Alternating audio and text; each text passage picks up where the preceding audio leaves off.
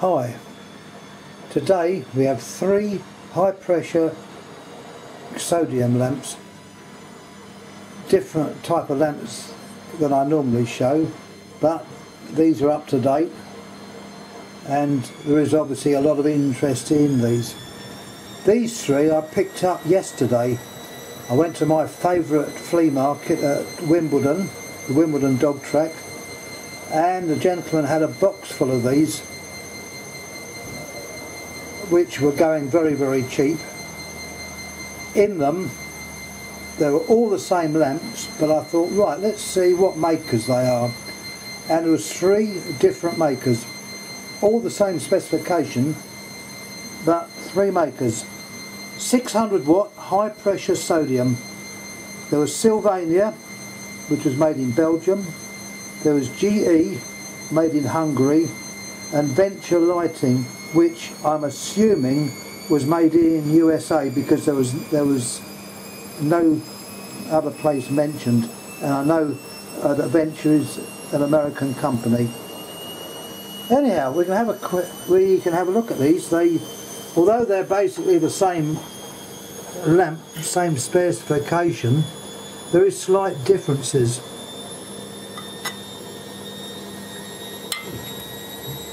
Firstly, if we put them all together,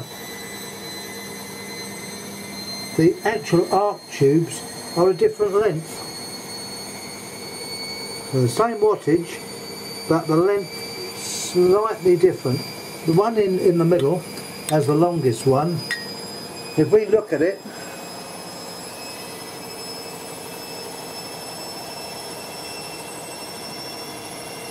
it's a Leucolox GE, and this is the one that's made in Hungary. Oh, look. Leucolox, it's got the number there.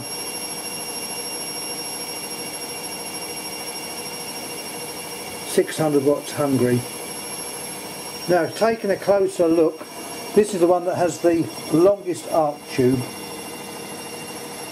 It's also held rigidly by a little dimple in the end of the lamp, and it's got a little clamp around it which holds it in. The igniter wire, which aids the starting up of these lamps, is a straight wire which, as you see, connects to one of the feed-ins. The other end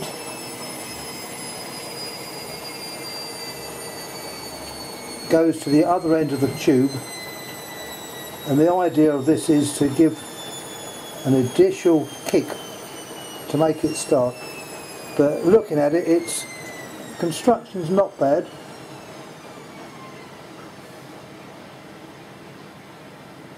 Turning it round, it's quite rigid.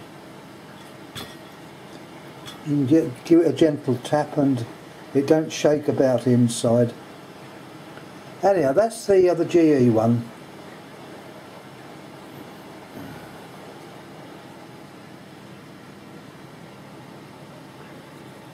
The next one we have is by Sylvania. This is the one made in Belgium. I don't know what the 25 means. It's the same wattage again, and this one's called a Grolux. So it's obviously one used in the horticultural trade to force plants up. Once again, it's very similar design, but it is not as well made as the other one. You can see it's very flimsy inside. The striking wire is a twist of wire going round a coil outside of the tube. Does exactly the same thing as the other one. They're just differently made, but obviously made to the same spec, although the arc tube are slightly different in lengths. Okay, let's have a look at the last one.